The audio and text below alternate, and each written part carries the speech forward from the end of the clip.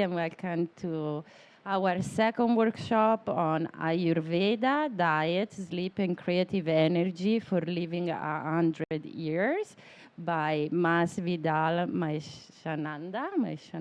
Let's give him a big hand. Let's begin. Is anybody new today? 1, 2, 3. Okay. And do you all have any knowledge of Ayurveda?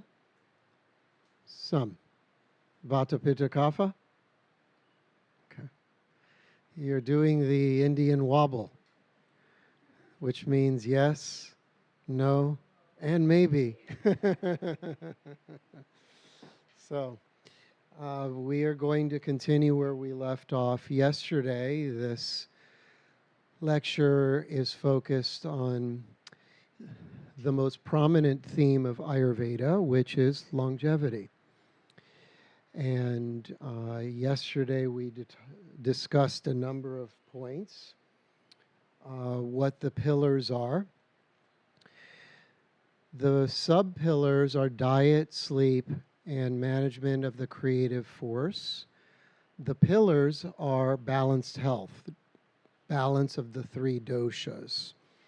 And in Western medicine, that's called homeostasis. And that's what we all aim to maintain in our life. And but Ayurveda is an ancient medical tradition. In fact, it's considered one of the oldest, and it's based on elements. We mentioned that the base case lifespan, as mentioned in Ayurvedic texts, was 100 years and upwards of 200, 300, and 400 years. But in the current age that we're in, so do you understand what I mean when I say the current age? So in this tradition, there are cycles of consciousness that the world goes through, and it measures collective consciousness. That means the overall awareness of the world. And there are 12,000 years where consciousness declines on the planet, and there are 12,000 years where consciousness slowly ascends on the planet. And this repeats itself over and over again. The total cycle is 24,000 years.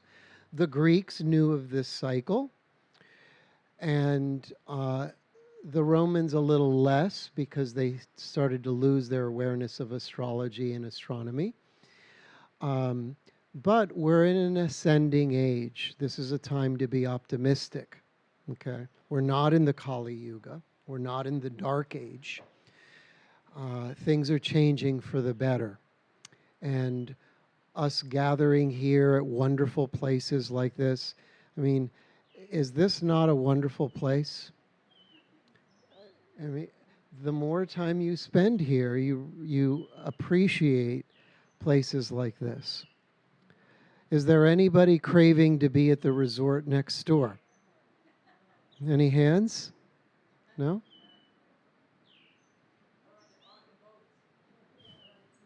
Or on the cruise, even worse. Then you're locked on in the ocean, and you only way out is to jump.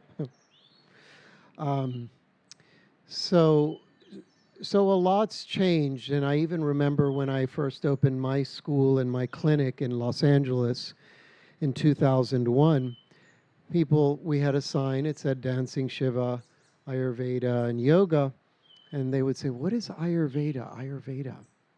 And some would say, Oyveda, Oyveda. And I said, no, not Oyveda, it's Ayurveda. And we were explaining this constantly every day to all the local Los Angelinos. Particularly, we were in a very Jewish neighborhood, so for them, Ayurveda was Oyveda. That's my joke. Oyve, right? You've heard this. This is an LA thing, you know. So, and now and I've spent 25 years traveling much. Even throughout India, I have traveled everywhere. with this idea of synthesizing yoga and Ayurveda. And even when I first started there, studying with my Ayurveda guru, um, I said, "Where is the yoga in your facility?" Uh, we visited hospitals and universities. We didn't see the yoga there. Now that's very different. The hospitals everywhere have yoga therapy departments. As I mentioned, they have the Ayurveda sections. You can get herbal medicines. And I can't tell you the number of medical doctors, mainly Indian medical doctors, that have come to my courses because they realized that they were pushed into allopathy by their parents, maybe because their parents, one of their parents was a doctor, with the promise of making money. And this is still an issue today. In fact, when I lecture in India at the university, one of the things they asked me to speak about to the undergraduate class, the freshmen, is encourage them to stay in their degree of Ayurveda and don't transfer to allopathy, because they have lost, and they do lose a percentage to the promise of more money. Oh, you can go to America and get a job with this hospital and this and that. And so I encourage them to stay with Ayurveda for many, many reasons, because the system is broken. And we need Ayurveda more than ever now before. And its propagation and its efficacy in India is remarkable. When you see the hospitals there, places that I've spent time at, I've worked at, it's truly inspiring that eventually someday we will have Ayurveda at hospitals here. For example, I treated a friend of mine. He, 3 years ago, was diagnosed with a second form of cancer. I treated him for rectal cancer about 5 years ago.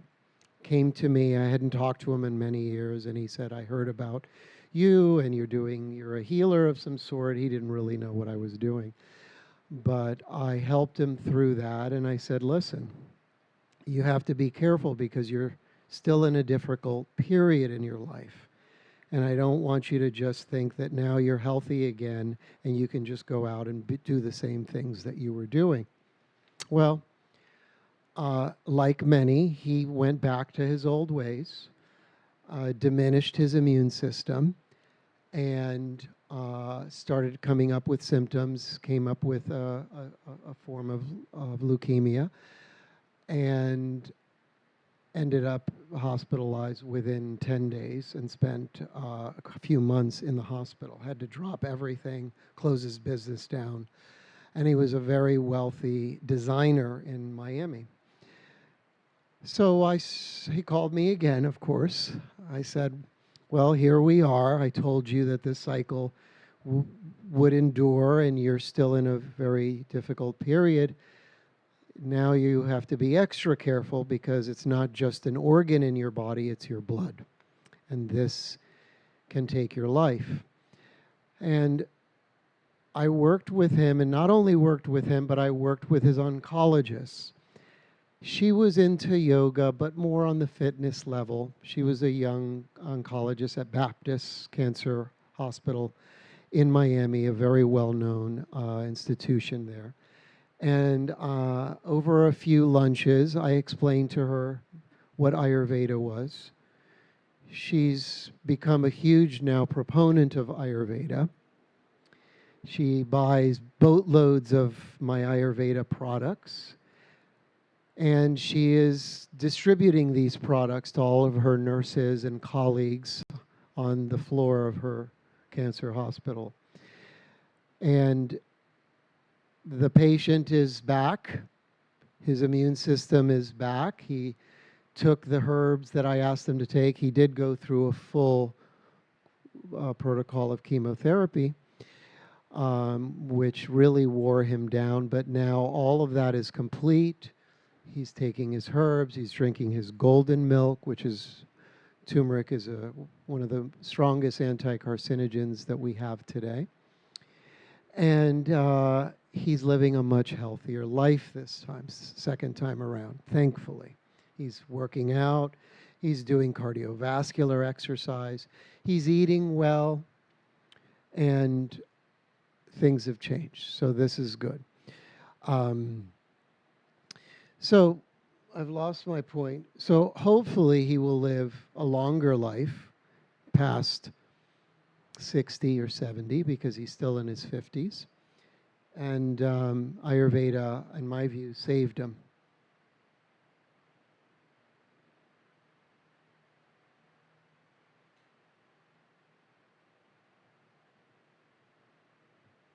This is where we left off. These are the 4 aims of life according to the Vedic tradition. And we talked about the first one being the most important because we have to do what we love. We have to find what our purpose is. And this is where actually the Vedic astrology is very useful. The moon sign and the moon's star or mansion. See, the moon moves through the month in about 27, 28 days. That's why we call month from the word moon. And each day of the moon's movement represents a unique quality that represents your subconscious mind, where all of your previous patterning, conditioning, desires exist. This is the same subconscious mind that you go into when you dream at night. The dream state is the subconscious state. And that nakshatra, it is called the moon star, nakshatra, reveals the tendencies of that person, the talents. Are they more analytical? Are they more creative? Are they going to be more of a teacher or more of a healer? And that's something that we look at, especially when somebody in the consultation form says not happy and clicks that box. Or my career is so-so, I can't wait to retire. Still not good, right? You're working for the weekends or you're working until age 65, and we know what happens when you just try and wait and plan for the future. Doesn't exist. So Dharma is the priority. What is your bliss? Follow your bliss, because it does have an effect on homeostasis. Don't kid yourself. You can't go to bed at night, lose yourself in the subconscious mind, and then come back into the world dragging your feet into something you're not enjoying. Okay? So start to change that. It's never too late. There was a woman that came to Yogananda at age 80. She was widowed at that time and said, I want to join the ashram. I want to be your disciple. And the other monks and close disciples said, Guruji, she's almost done with her life. What good is it at this point? And he said, big lesson. This woman will reach samadhi. It's never too late. In fact, it's most important where you end, not where you begin. So make your biggest changes at the end of your life, because that's where you start again. By age 86, she only lived 6 more years, she reached samadhi. So you'd never know how close you might be to that state of consciousness. Okay? The scripture says one should take up that means of livelihood, which is not contradictory to their dharma. So again, your job should also be your service to humanity. Artha, your vocation, becomes your purpose. And like me, you get rewarded, you get paid for doing something that you love. It's almost hard to believe. It's not easy sometimes because usually we make sacrifices to do something maybe creative or more in this esoteric field, but it's worth it. It's always worth it. Okay. So let's look at diet in more detail. So we must begin to look at food in a more sacred way and not just eat on the run or eat quickly in between things. Prepare your meal with a good mindset. Prepare your table with a nice candle. Have a prayer next to your placemat. If you don't memorize it, just read the prayer. There are wonderful prayers out there. They can be Sanskrit, they can be in English, whatever it is that brings that vibration to the food. Simple story. In the late 1800s, there was a great guru saint named Ramakrishna. I've written about him in my first book because to me he ushered in the new age of awareness. And they went to a party in Bengal. This is very much the height of British Raj in India. And the capital there where he lived in Calcutta, there was a lot of entertainment and intellectualism. And he was brought a plate of food, as normally they do. They serve the guru. And he said, "Take it away." And they said, "Why, Guruji?" "The food has a negative energy." So they talked to the chef. They discovered that the chef was angry and upset about something. He could have easily changed the vibration of that food himself, given his intoxicated state of God consciousness. But he did that to teach others the importance that food carries vibration. When you go to a restaurant, you have to be very careful because there are people that aren't always in the best states of mind. They're not living the same life that you're living. And they're intoxicating that food with a vibration that comes into your being, and it does affect us.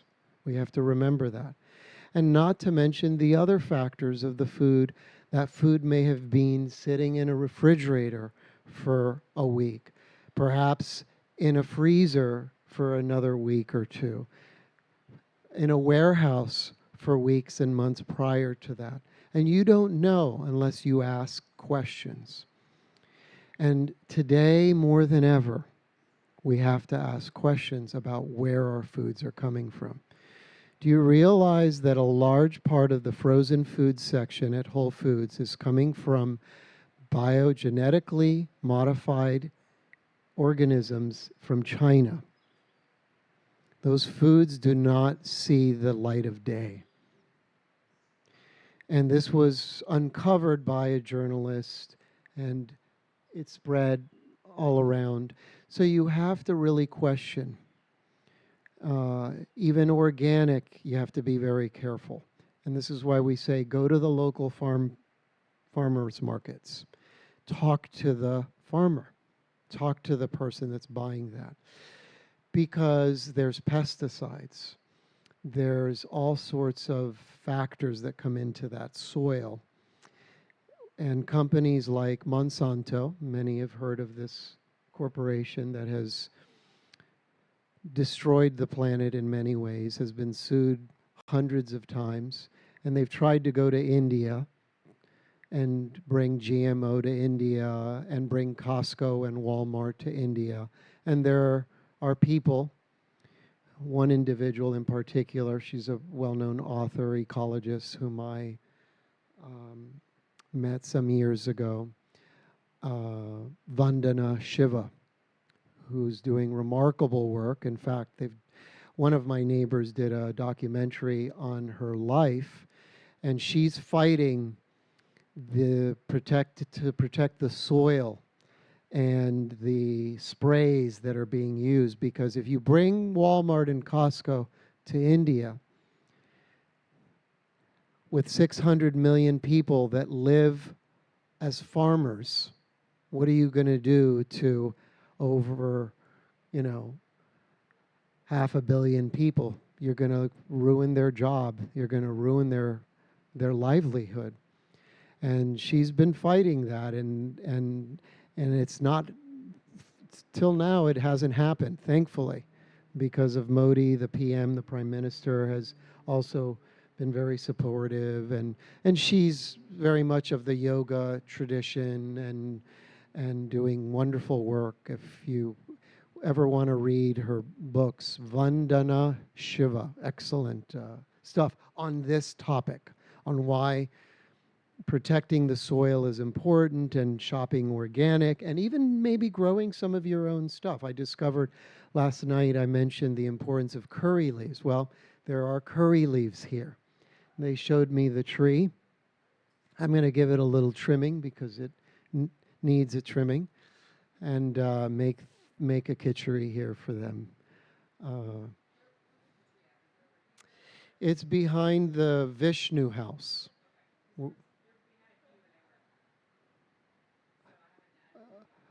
There's one in the Vishnu house. With their permission, obviously, I'm going to trim it. And if you show me other ones, and we can talk to who knows, maybe the other ones are being taken care of, but this one was overgrown. Okay. And that's medicine. That should be used at the ashram for the cooking, and for women, it's a remarkable medicine. So it's very important. Okay. So fresh food, you get it. Okay. The only time that we recommend meats, and I do, is with chronic diseases, like a cancer, like an AIDS, blood disorders, or trauma victims, war victims, soldiers coming back from war. Okay. Because the scripture recommends various broths, various fowl, birds, according to the disease, because of the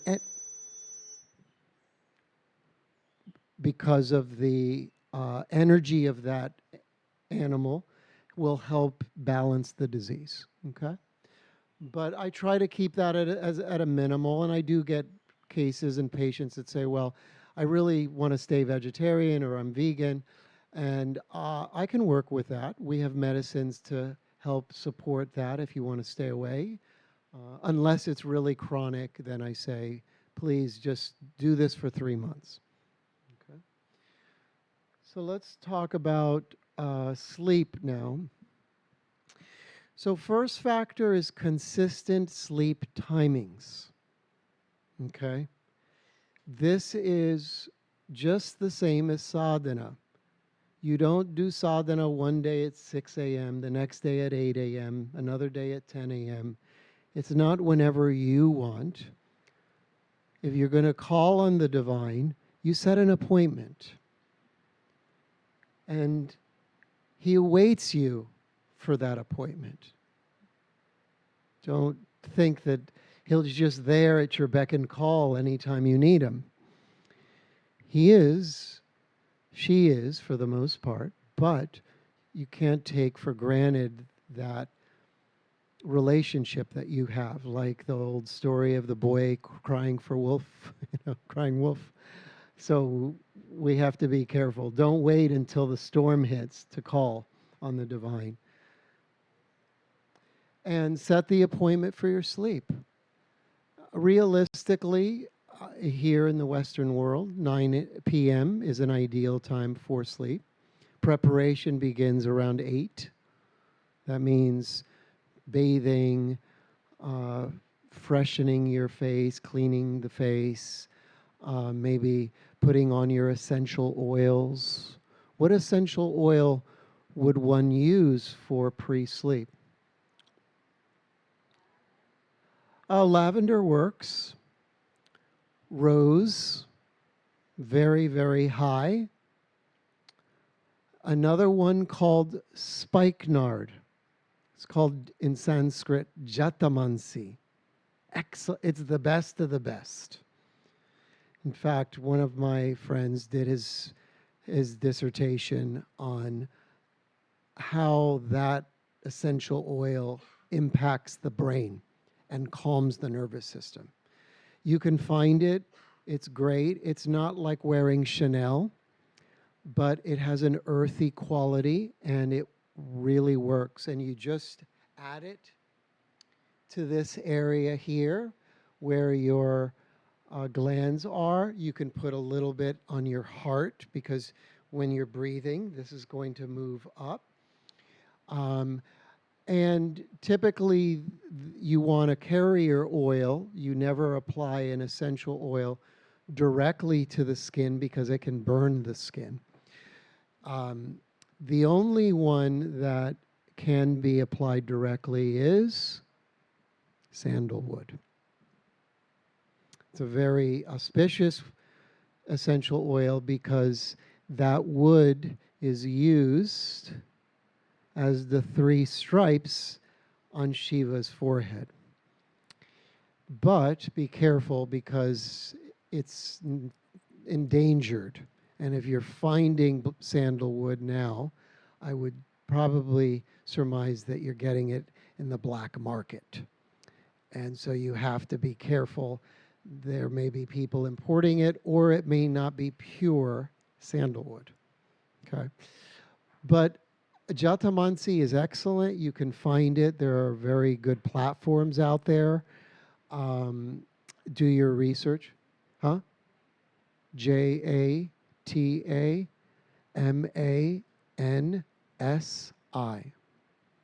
In English, it's spike, like Spike Lee, spike nard.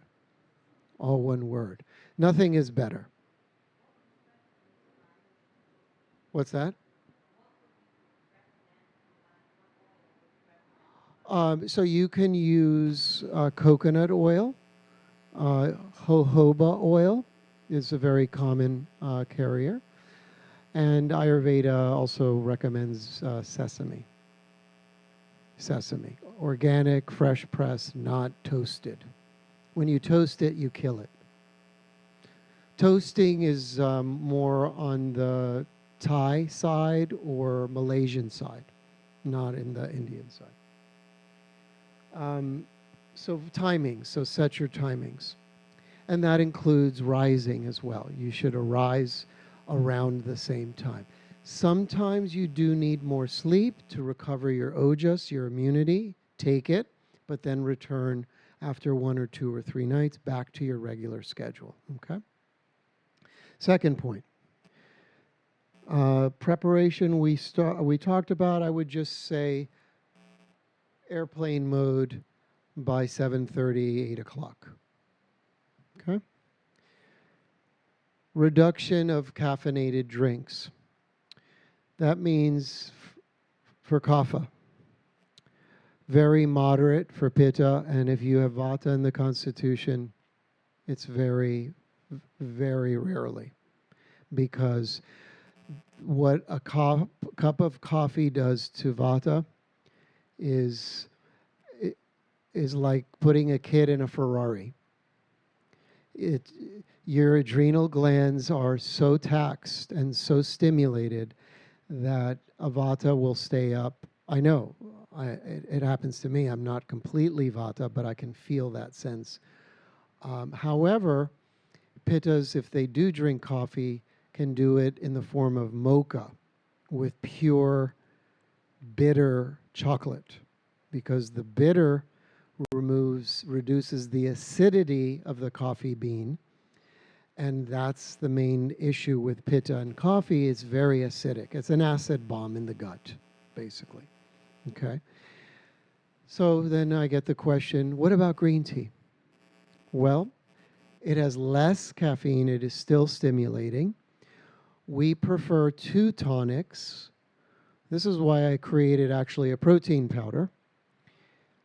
for yogis that has maca root. Maca root is a tonic. It gives a natural boost, but not the wiry type that you feel from caffeine. And also ashwagandha is very good to put into warm tea. In fact, we actually have a chai that has ashwagandha in it and a little turmeric in it, which is part of an original masala in Ayurveda. As I said last night, chai doesn't have black tea. It was the Brits that put the black tea in it. So anyone says, no, no, no, no, I want the traditional. It's not the traditional. Yes. Just the pure spice, cardamom, ginger, cloves, black pepper, yeah. So cinnamon, that's it. And milk. Some do half and half, but the black tea, it's just, see, then the British, they started the East India Company, which was a trading company. They started exporting teas out of Assam and Bangladesh and all of these areas, and robbed the country of their own profits of teas, which Darjeeling tea, everyone heard of that? It's from India, and Earl Grey from India, and all of that was grown in India, including saffron, which is, we add saffron, for example, to our golden milk, which comes from Kashmir. And it is a super medicine. In fact, that's what I had put my friend on this golden milk, because of that saffron in it is excellent for blood disorders and good for perimenopause, menopausal cases, and women in general, just for maintaining good, healthy menses. The saffron is a super medicine, okay? And just a couple little hairs in your milk or warm tea, and it's excellent. But we're giving everybody a discount here at Sivananda on my platform. If you live in the United States, we don't ship. We do ship from India, from our facility in India, to Europe and Asia, but it has to come from over there, yes? Yes, we are shipping to Canada. The only difference is just the shipping is a little more. We say buy more than 2 or 3 products, make it a bigger order, and make it worth your buck, so to speak.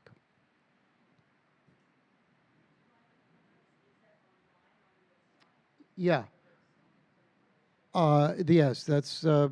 I have 2 websites. One is the school, and the other one is the product company, Ayurveda company. It's called More Life Market. Hence, more life, longevity, right? Yeah. It's focused on that. The products. One of those products is the famous jam that I told you about, and we sell out. We just brought in. It's very hard to make. We just received yesterday 25 jars. By the end of the week, they're gone. I can't make it quick enough, but it takes so much time to make, and it's expensive for me to make. And it's good because we want people using it. Okay, next point. Pranayama practice, we talked about this a bit last night. Cooling pranayamas, the Shitali, Sikari, Chandra Bedana, inhaling left, exhaling right, repeat, inhale left, exhale right. In some cases, we'll stuff cotton in the right nostril for women having night sweats, excess heat at night, and then so they're forced to only breathe through the left channel. Have them sleep on the right side of their body because the Ida Nadi is exposed, and that cools the body. Okay. And then we mentioned last night the ghee for cooling the eyes, the nasal drops. The ghee can also be put in the nose. We talked about the 5 points: hands, feet, the top of the head. We also talked about the belly button, which is also a key point. In fact, that's a marma point. That's a pressure point called nabhi. And it's very auspicious. All right. Make sleep sacred. Promote evolution, sleep healing. So basic points are: practice your mantra. If you have a given mantra, or you've taken mantra diksha initiation by this lineage, that's the time to use it. You can do it pre-meditation, but you can also do it pre-sleep. You can also just do the very simple mantra, Hum Sa. Hum Sa. You heard of mantra So Hum? So it's the reverse, Hum Sa. H-U-M-S-A. Hum on the inhale. So what you do is you lay flat like Shavasana. You observe the involuntary breath. That's not trying to breathe, just let the breath exist naturally. When you feel yourself inhale, you recite Hum mentally. Sa. Mentally. Hum on the inhale, Sa on the exhale. Okay? And you synchronize breath to the mantra, to the sound. Try to even do it consistently for 5 or 10 breaths. It's very hard. Your mind will drift away. Bring it back. And you have to train it. Once you get it trained, sometimes for me, within 5 humsas, I am gone. That's pretty quick. It's within a minute, maybe a minute and a half. You can do 5 to 7 humsas. Okay, the breath is slowing the resting heart rate. Very, very powerful. Also, you could do Om Shanti, which is a peace mantra. It's cooling. Comes from the bija ksham, ksham, and is correlated to the third eye. Om Shanti. Om on the inhalation, Shanti on the exhalation. Or you can just say Sham, Sham, S-H-A-M. That's also a holy sound, Sham. Okay? It is correlated to Shiva, the root of one of Shiva's names, actually. Shambho is one of Shiva's names. Okay. So now intercourse. Sexual intercourse is better before sleep than upon rising. Any reasons why? And this is not about feel good. This is about for longevity, for health and wellness. Why would intercourse be better for health before sleep than upon rising? Yes, correct. So you would lose the virya, the potency that you're holding, and you go to sleep because it is sedating, and then you would recover some of the potency you lost in that night's sleep. It would take many more nights to recover it, but at least you would recover a portion of it. I would say that the percentage is probably in one intercourse, you might gain 5% of it back, maybe 7 to 10% in one night's sleep. So keep that in mind, that you would never recover what you lost in one session in one night's sleep. So More for men because the man carries the seed, right? And the ovulation is a factor, and so the timing is a factor. There's much detail around this. So the scripture says that it changes with seasonality. Summer being the least. This includes masturbation. Okay, so it's no different, right? Um, However, winter is the height of it because in the winter we tend to accumulate more body fat. We accumulate more, we gain in ojas actually in the winter. It's our hibernation period, just as animals hibernate. And you slowly lose that uh, because the tradition follows what is called Uttarayana and Dakshinaya. The northern course of the sun begins June 21st at the summer solstice. So the sun reaches its lowest position in the sky in June, right? And this is the beginning of summer, and then it begins to go into this slowly uh, uh, darkening enlightening series, right? Lighter days, longer days. And then again, it repeats itself at the winter solstice. Okay. And this is, it follows that. So it says as you get closer to the summer solstice, you have to pull back.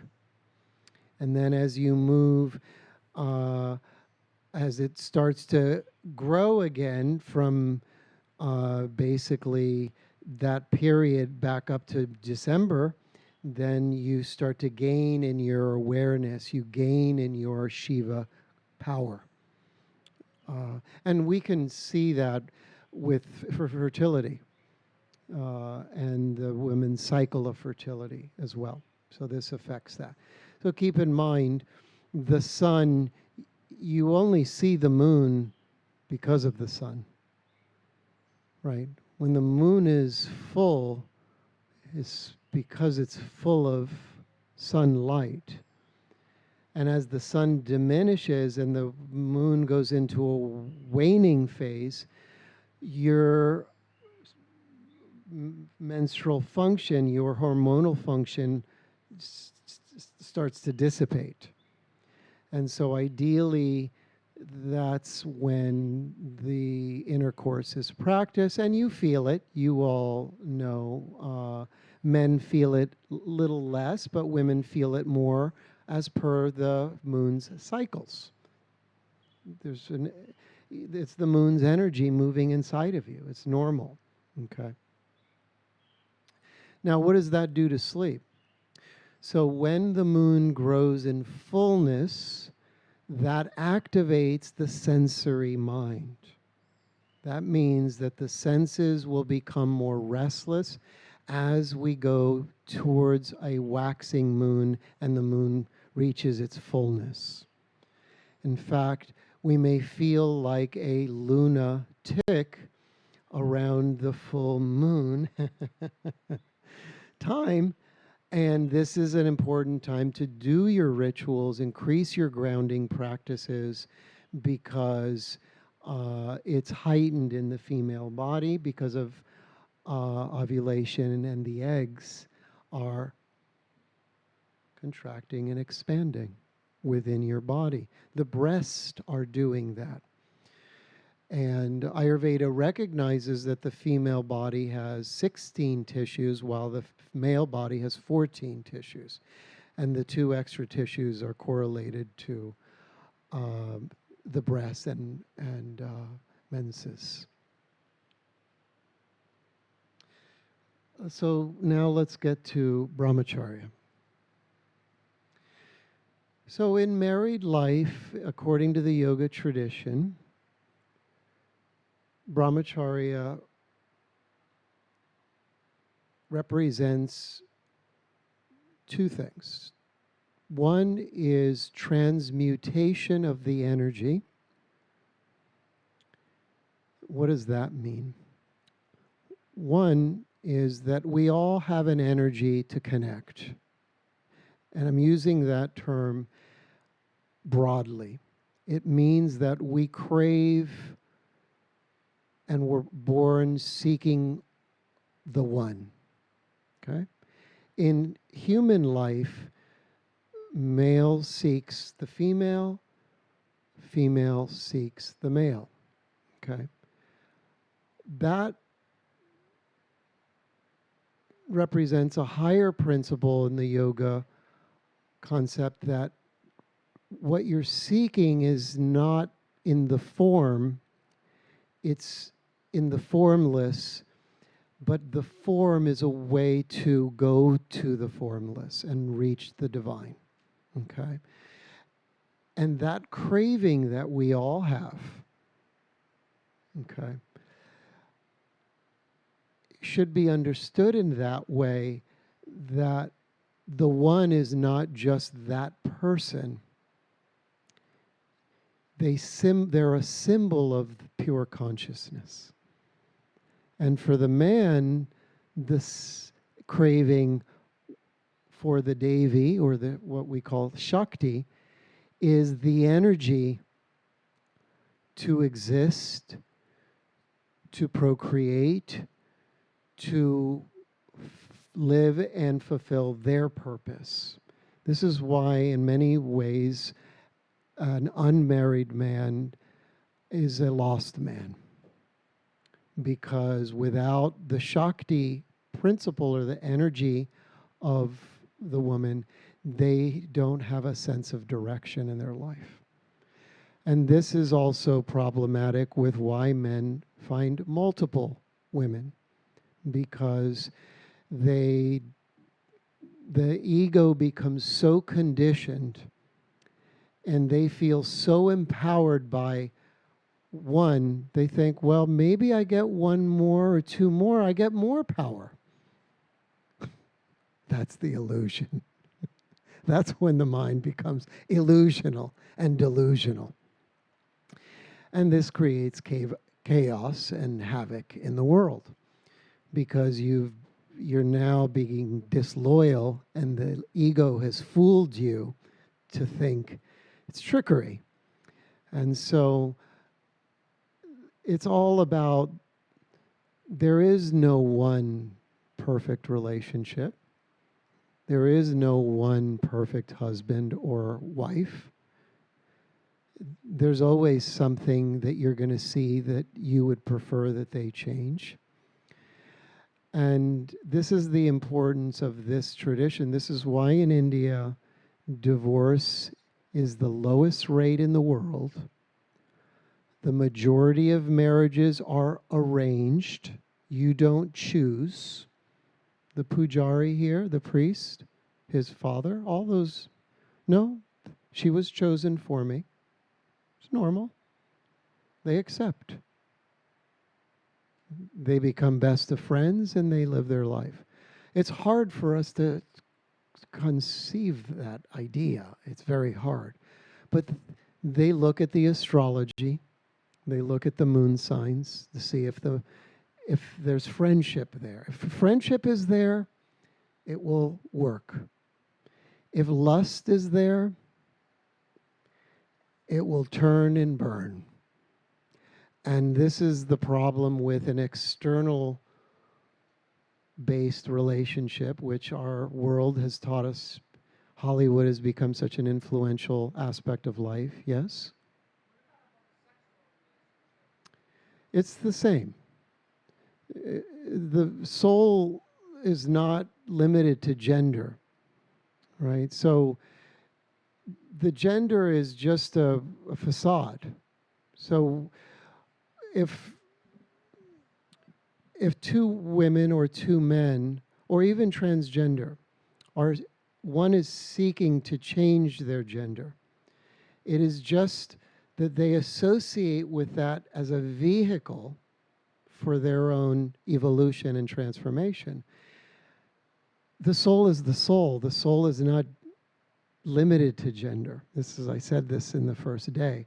We have to stop identifying as male or female and transcend that as the unified energy. And I mentioned this is where Vedanta plays a role in Ayurveda, because Ayurveda is a dual tradition. It says you have a life, you have senses, you have desires, express them, enjoy them, don't suppress them. However, the psychological factor of Ayurveda borrows from Vedanta that you are a soul first and foremost. And that's what you should identify with always. Whether you like chocolate or vanilla, whether you like Japanese or Chinese, that doesn't matter. The gender doesn't matter. It's the soul union that matters. And are those two souls? So going back to the term here, which is transmutation of the energy, you're transforming the energy beyond name and form, and you're taking it to a higher form, which eventually becomes formless. So this is why in this tradition we say, how do you see God? In America, God is a man. Not in this tradition. In fact, the tradition leans towards seeing divinity in nature first and foremost, because she is active, she's alive, she's rebirthing constantly. And so all of these deities, Lakshmi, Durga, Kali, they're all representations of nature. Vayu, Agni, Soma, Indra, on and on, Kanyakumari. They're all natural energies, movements. Oh, I like the way that energy moves. And that aligns with you and your moon, your energy, and it's perfectly fine. And this is why I'll tell a story. My landlord, where I had my clinic and center, came in, and he says, "Oh gosh, it's beautiful in here. You've done such a lovely job." I said, "Thank you." "Ah, who is that? Is that your grandmother?" And I said to myself, "Not really, but I guess it is my grandmother." It was a picture of Yogananda. And I said, "Yeah, it's my grandmother." You know, and he saw her as a woman. And I said, "Okay." And Krishna has that similar quality to him as well. And this is why Krishna and Radha are inseparable, that you see them as one. And we have to carry that attitude a little bit more, because we've just spent 2,000 years destroying feminine energy. And we've done it in the worst way, and this poor planet, including the animals, these helpless creatures have been suffering for the sake of humans' senses. And we have to really stop that. And I'm a firm believer, as Paul McCartney once said, if slaughterhouses had glass walls, the world would be vegetarian. Nobody wants to see any animal suffer. And they're creatures, they have love just like we do. They love us, they love their children, and they love sunlight, they love food, they enjoy life just as we do. How can we reduce them for the sake of our sensory pleasure? Now, using certain foods in Ayurveda as medicine, there's rituals around that, just as the Native American tradition said prayers to these animals before their sacrifice. But that isn't the case if you go to the Tyson chicken factory. I don't think that they're doing prayers there and pujas. while they slaughter millions and millions of chickens. And that's what people are putting into their bodies: hate, anger, fear, day and night. And to think that that's not affecting your cells is completely blind. So let me add a little more to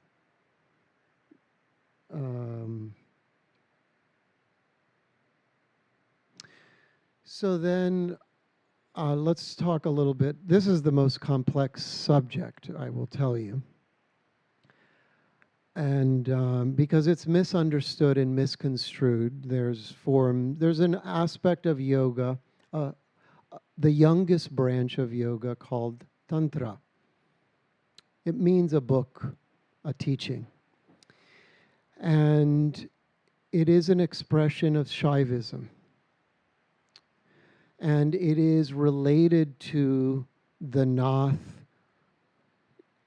culture or tradition that we know of as Hatha Yoga, right? The practices of asana and pranayama and breath work and all the wonderful things that we love to practice together and feel good about. There are new expressions. There was a very substantial book called the Kama Sutra that came out some time ago. And this movement predominates the medieval period, okay, in India. And there are regions of India, particularly Madhya Pradesh, the middle part of India, where much of this expression was developed. The temples, the imagery, the artistry, and the practices. And there are a left side and a right side to those practices. The right side leans towards mantra, yantra, and dhyan, meditation. These are what we would consider the sattvic or more pure forms of the tantric lineage and practices. And on the left side, there are esoteric uses of foods, psychedelics, sacrifice, sexual energy, and working with the Kundalini energy within your own body, and partnership practices that were certainly expressed and depicted in the Kama Sutra with various positions and other things. Sadly, much of that through Neo-Tantra has been misinterpreted as a way to divinity and lacks efficacy. There is still, to me, in my view, a credible proof that many are reaching samadhi and the supreme state of enlightenment. And it's a very fine edge that you ride when you play that with that force and that energy. That being said, I do believe that sexual energy is the energy of life.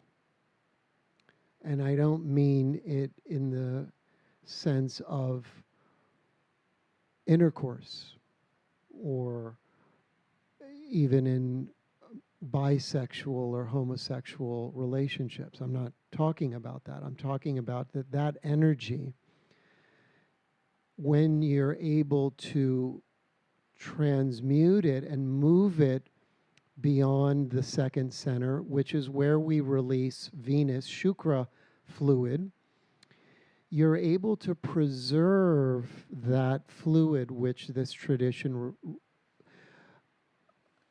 considers as highly like wine, very, very important to preserve. And you move that energy into, through breath,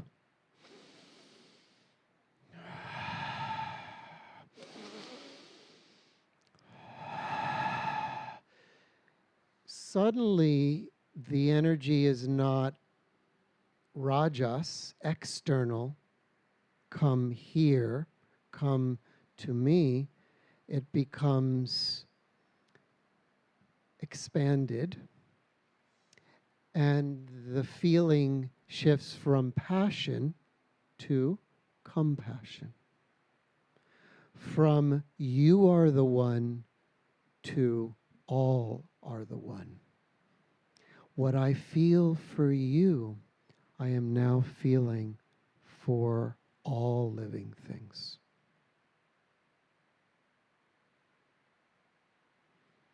And I can understand that that's not such an easy thing to comprehend initially.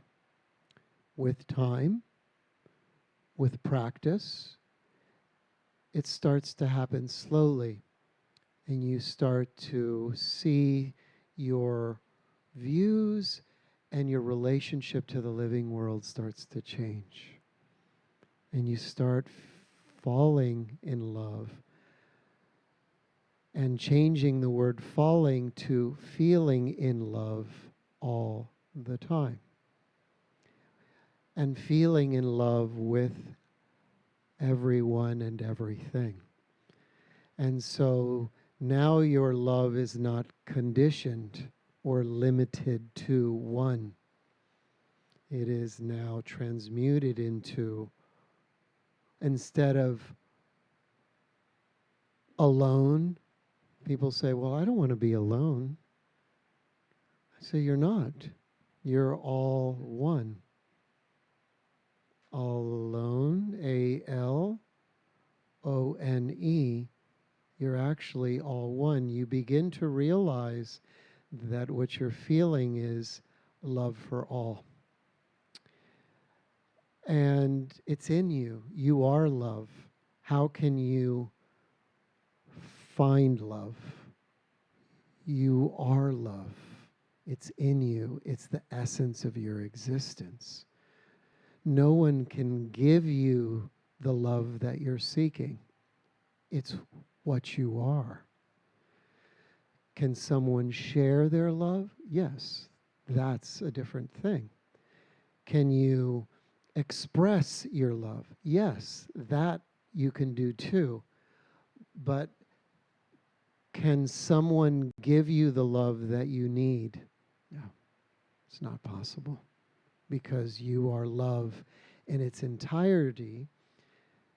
It's a matter of expanding and removing, as Rumi once said, removing the things, the obstacles that block you from experiencing that love. You put the barricade there. You have to remove it. Now, a partner in a good relationship that has good heart-centered compassion, patience, understanding, unconditional love can be a great example for you to arise in that love. And this is the theme and the sort of ethos that goes with this. So don't pity a monk that never has that desire. They have what you have 10,000 times, because they're getting it from everybody all the time. And beyond that, from the source. So eventually that starts to grow in us, and I can only speak from my own experience that brahmacharya is a path of feeling that independence, not codependence. Do I feel the energy around me? Yeah, I'm not going to deny that. Do I appreciate beauty and attractiveness? Absolutely. I'm not going to deny that either. It's part of life. Am I going to let it fool me to think that that's where my happiness lies? No. Tried. I've been on that wheel many times. As Swami Jyotir Mayananda said to me, he says, you know, what are you worried about? You were a woman last 100 times. Okay, thank you. I get it. You know, so it's an very interesting unraveling as you work with this energy and you work with meditation. Little by little, it starts to change your life. Does it happen overnight? No. I've been at it 30 plus years now. I was fortunate. I started at 22, 23 years old. But it wasn't a rosy path. It's, you know, but I'm grateful that it has led me to this path.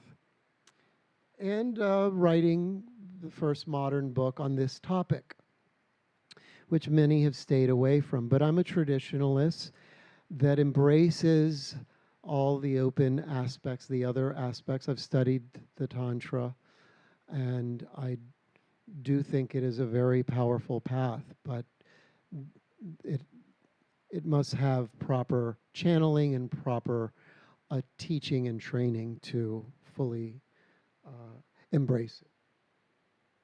Any questions on that before I jump to the next? It doesn't want to move. So these are the secrets of diet. And it takes work, it takes time to bring these in, but a few things that I left out here that I did mention last night in the Satsanga is relative to eating less and fasting. And as your Shakti becomes Bhakti, you start to feel more mukti, freedom.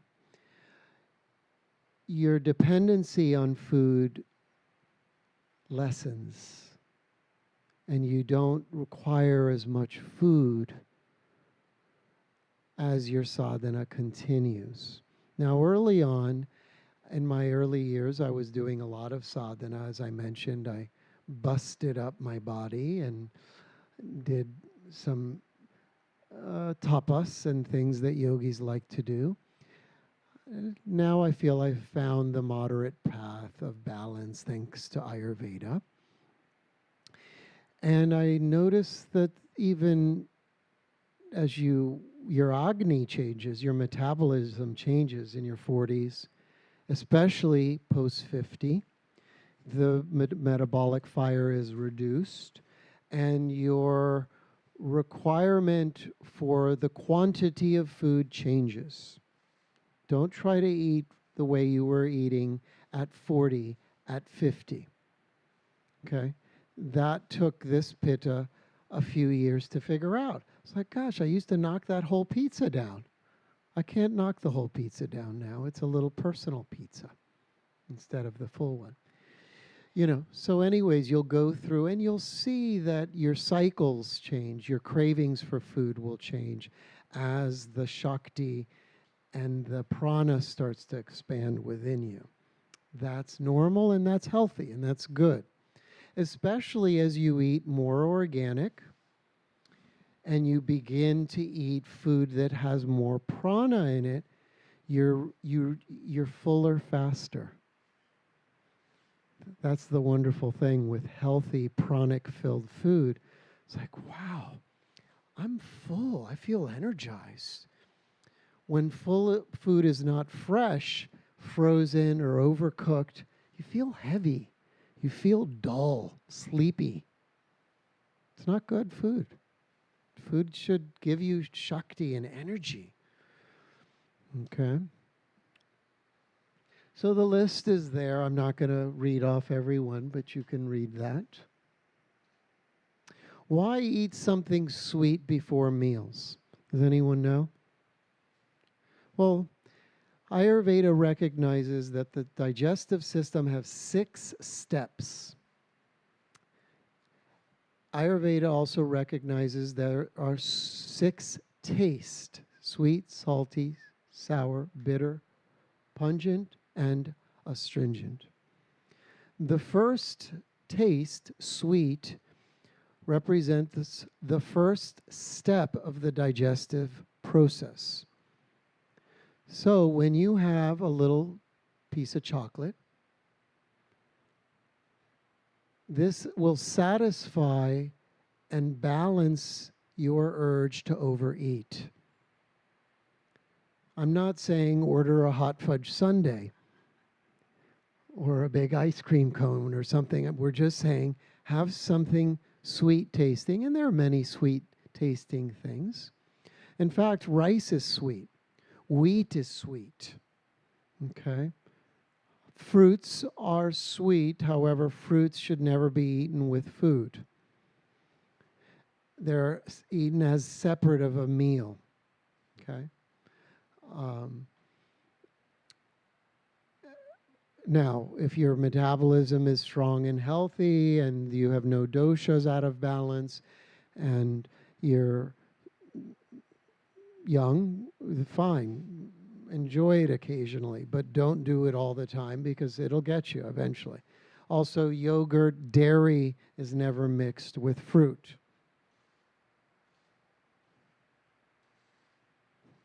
For energetic reasons. So there is food combining that exists in Ayurveda.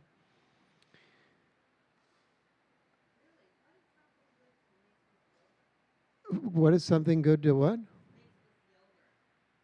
With yogurt? You can mix nuts. You can mix cucumber. You can mix rice. Fruit. Have you eaten at what did you say? Honey is with yogurt. Yogurt, well, here's the thing. Indian yogurt is typically sweet, but if you do the Greek yogurt, it's sour. We don't typically recommend the sour yogurt. Honey has a sweet taste, but in Ayurveda, its vipak is sweet, post-digestive. So after you digest the honey, it has a sweet energy. Honey is heating. And if you're pitta, you do not want to be adding honey to your tea or eating anything that is baked with honey in it. Why? Because when you bake something, you cook it at a very high temperature, 300, 400. And what does it do? It makes the honey amawisha, a very toxic element that is very hard to remove from the colon, and it can lead to chronic disease. So if you see honey baked bread or honey baked cookies or avoid it. Honey granola. You're baking the oats with honey. It becomes like a rock, and your metabolism won't dissolve it. It's like a crystal that gets stuck in the wall of the intestine. Yes?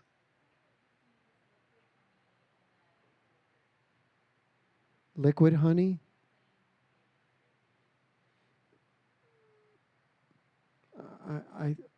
It's possible. We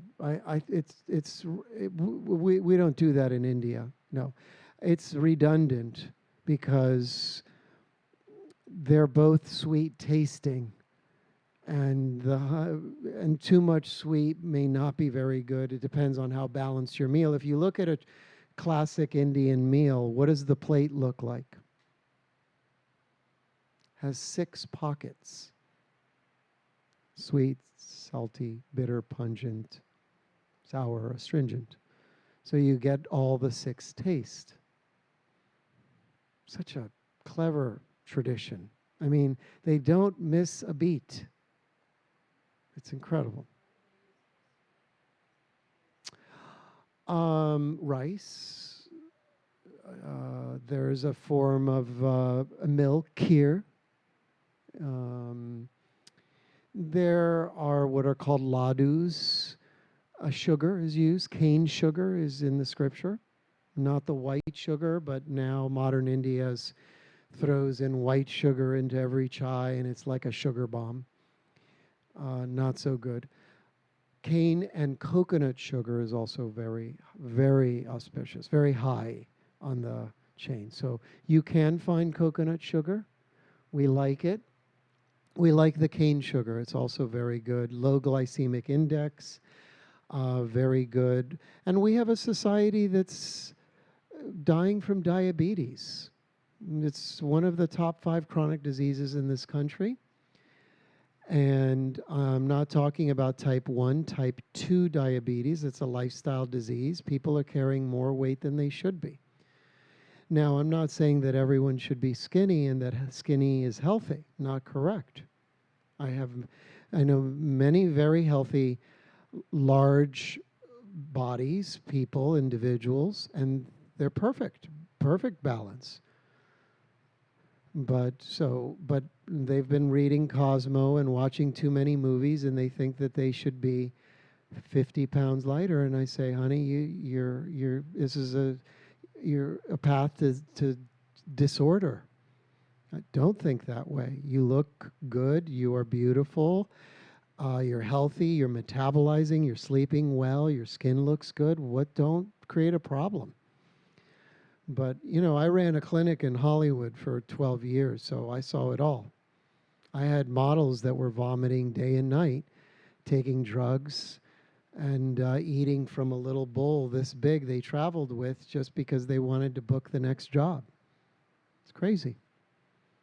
It's an awful thing. Awful thing. In fact, who lives longer, the tortoise or the bird? Elephant or the snake? The one that has more fat lives longer. Most saints are pitta kapha.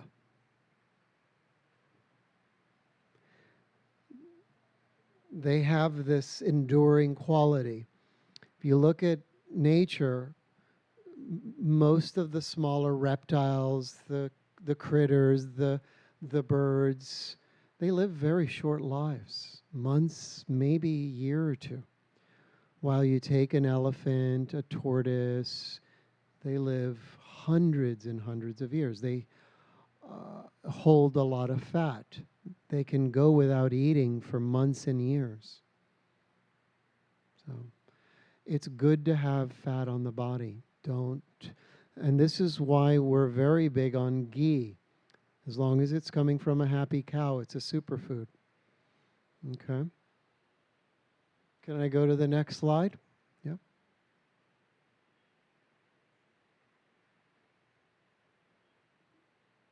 So this is from the scripture. It's my transliteration. I mentioned this last night, that the superfood of dinner last night was the barley and the asparagus. It was excellent. It was so yummy. And the barley was well cooked. Could have even been cooked a tinge more, because for the vata types that don't digest, maybe don't have the agni, it would be a little harder for them to digest. But barley is excellent food.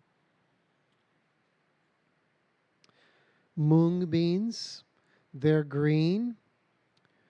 When you split the mung bean, we use the split mung bean in medical cases. So we give, whenever anyone does a panchakarma with me, uh, or some form of a detox, I put them on a split mung bean and basmati rice. I've spent 6 months procuring the best mung bean and rice, which I now sell on my with my company. It's like what I call now the Indian risotto. It's divine. If I make you a khichdi, you will go to samadhi. It's good. So we remove the hull from the bean for those that don't digest well, and then it's yellow on the inside. Okay? The hull is gassy. So when you're boiling it, you'll see foam rise in the pot. Get that foam out because that's the gas that's going to be inside your colon. The whole bean, yes, should soak. You can. That would make it soft. Usually 6 hours, 6 to 8 hours. Yeah. But for medical cases and detox, we only use the split. Okay. But it's a superfood. Okay.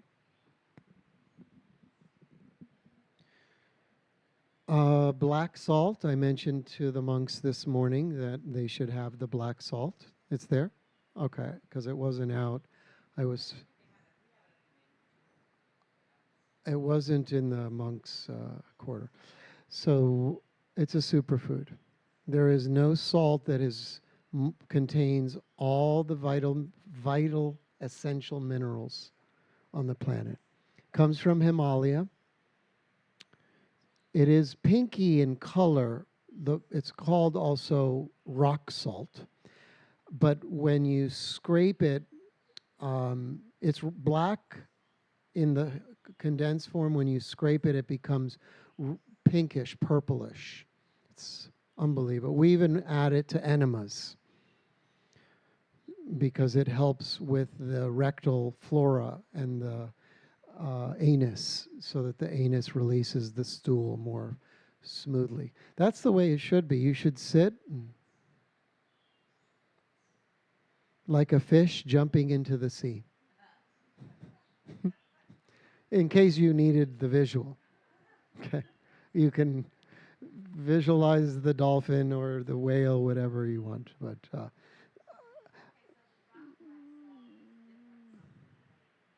that's correct. I don't know where they're getting the Himalayan salt because the Himalayas were underwater. And the Himalayan salt is the rock salt.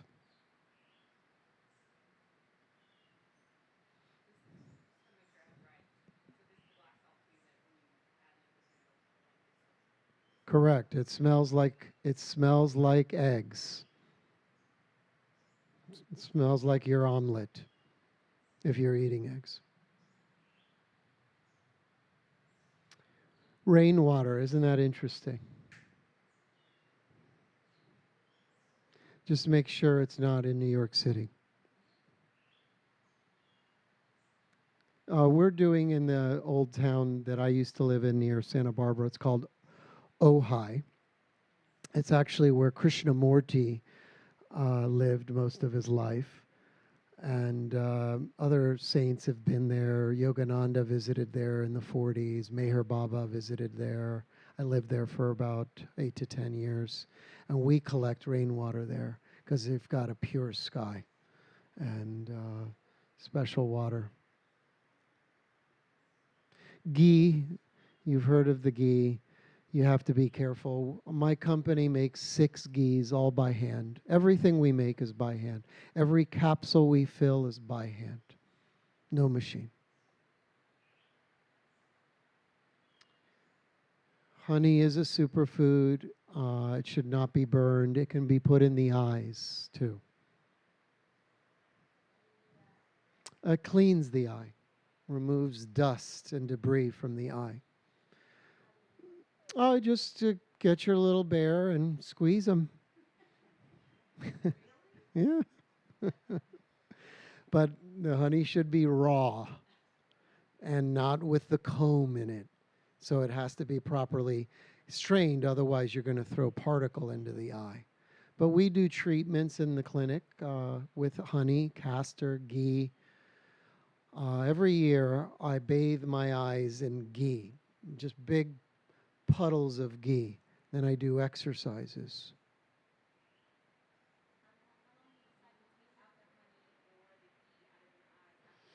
Oh, that's instant. For the honey and the castor, it's instant. You put the drops and you wipe gently. That's it. Oh, it would be better. Maybe not the first 30 seconds, but give it a minute or two, you'll be, yeah. And don't do it outside. It needs to be in a shaded room or something. Okay. 3 meals a day. This is the general case. This is not the absolute case. As you get older, meals will get smaller. Okay, we want meals to be a little looser as you get older, post 50, 60. Soups are excellent. Soups with grains, soups with lentils as proteins, particularly the mung bean. Avoid raw nuts, too many raw nuts. That's a yogi food. Anytime you see this, it's mostly from the yoga side, not on the Ayurveda side. Okay, we normally recommend the soaking of the nuts, the almonds. The highest are the almonds. Yogananda mentioned that the almonds are excellent for memory. And on that point, relative to sleep, one of the other exercises, and I've worked with many people individually on the sleep thing. It's not it's not an easy thing to fix. And you know, I take them through stages, usually 3 to 5 stages where I teach them things. But one of them, how am I doing on time? It's finished? Oh, okay. I got to save my stories for tonight then.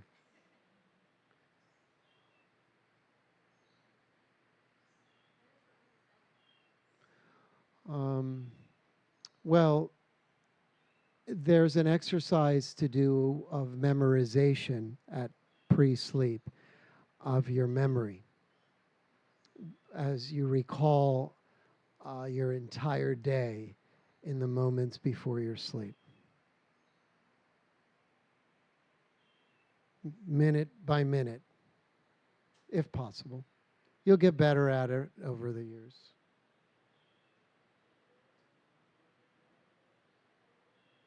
So last couple of slides. Everyone have five more minutes? 5, okay. So going back to the sexual energy, we talked about that already. Have a purpose, express your creativity, dance, art, music, chant, get a harmonium. I can tell you where to get them. You can buy them all over. They're great. Learn these chants. It's lovely. Okay. And this helps to move that energy. Garden. How many people are gardening? Dig, plant, trim, get in your garden, get dirty. Okay.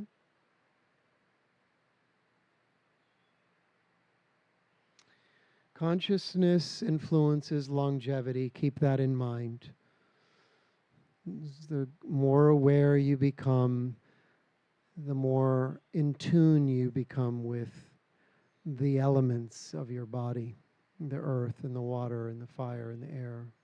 You know, you look at, and I was one of those youth going out in the sun, just cooking themselves, literally cooking themselves at, you know, these 20-year-olds, and then with alcohol on top of it.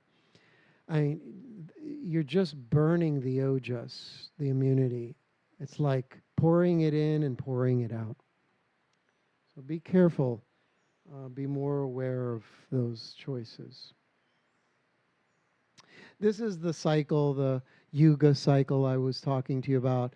This is actually a chart I had made for my first book because I was so tired of people talking about doom and gloom.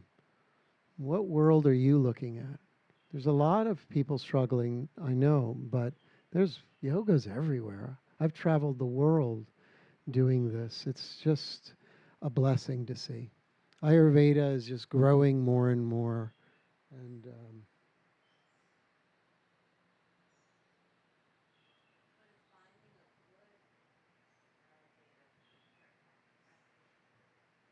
yeah, once you find the best, you're going to never go to the rest. Yeah. I I'm very confident in what I do because I took the best from my gurus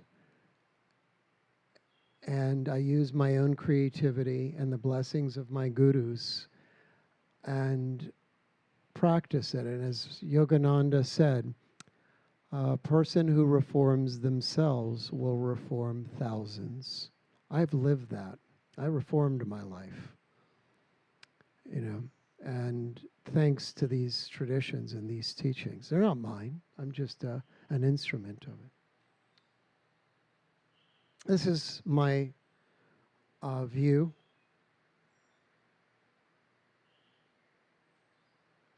I already talked about this. The most common disease is correlated to poor elimination, irregular menstruation, and poor sleep.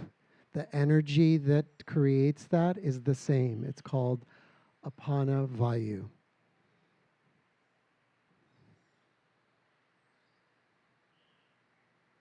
So we don't suppress anything. That includes sneezing, burping, farting, menses, taking something that blocks the menses. I have seen too many teens and 20-year-olds doing this. Not good. Uh, it's well, taking the pill. Yeah, yeah. And women in extreme sports that have had no menses for years. It's, you know, they can be a good athlete, but they're paying the price for it. They'll do it, they'll lose their hair, their nails will crack, other factors, health factors come in. So increasing immunity and longevity. Last few points. Embrace the three pillars that we've talked about: diet, sleep, and managing your creative force. Follow your dharma, or call it follow your bliss. Have rasayanas, superfoods in your life: honey, the ghee, the maharishi jam that we talked about, the herbs, the ashwagandha, shilajit, gaduchi, shatavari. These are all superfoods, okay? Do your yoga sadhana. Do your therapies. Yes, enemas, regular enemas are very effective, very healthy for sleep, for psychological issues, for digestive issues.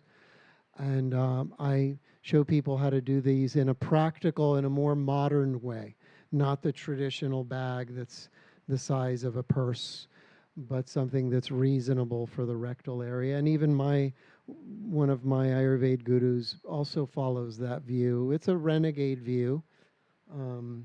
And lastly, look at the astrology. It's a map. It can guide you. It can help you. It can prevent many things. And I can show you in 2 minutes how the chart can be understood. It's quite simple. Pilates? No good. No good. No good. That area is energy down. Don't go opposing it. Don't stick a tube in there and force energy the other way. It's like jamming up the train, you know.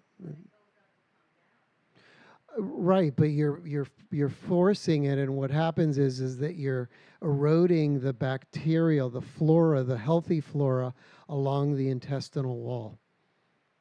And most of those cases, and I've seen most of the models do those, and they end up with chronic constipation. I, even to the point where one or two cases took me over a year to remedy. It's very, very difficult. So it's very dangerous. Be careful. We like enemas, oils. They're medicinal. They're gentle, and they work. You know, they help pull things down and out with little to no force. Okay. And we use different herbs in the oils. So there's different medicines, the black salt. We change the oils, could be milk even, especially with people with inflammatory conditions, ulcerative conditions. We use milk in that area. There's a lot in my books. My first book is large. It's actually two books. There's an Ayurveda section there. There's a yoga therapy section there. The second one also has both. So there are books on how yoga, Ayurveda, Vedanta all work together. And I weave in some stories. I'm a story guy, and some experiences. And so you'll find those. I normally bring books, and my dog just went through a surgery, and I was nursing him for the last several days, and I forgot to bring books, but I normally bring books.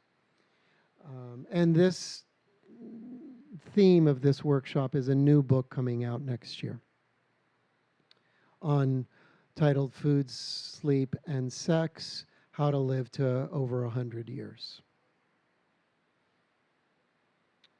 And I hope people do judge the book by its cover.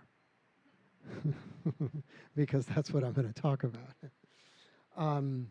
And this is, again, mentioning the age. So we've got a long way to go and a lot of time to enjoy on this beautiful planet.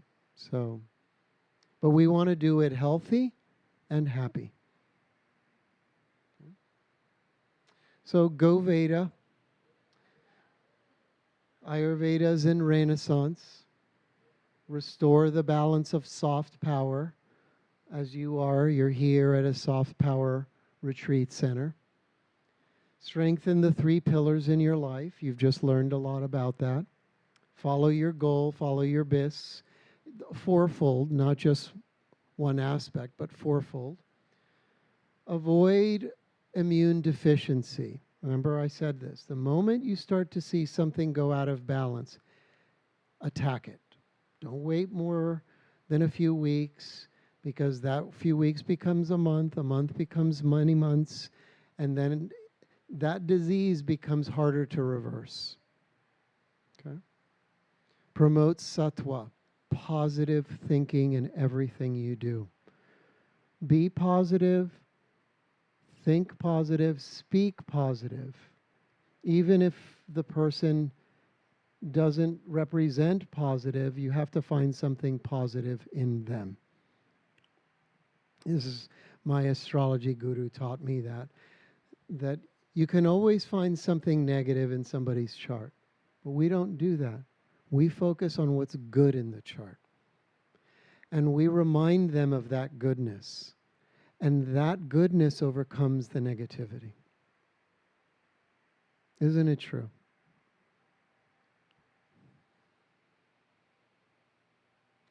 And there are my 2 emails, 2 different websites. And I'll email everybody in a groups thanking you for being here and for meeting you. And I don't send out a lot of emails, maybe 1 a month. And I write an article about some different thing. And there may be excerpts from my books and things like that. And then I'll just remind you of my events, because this is what I do.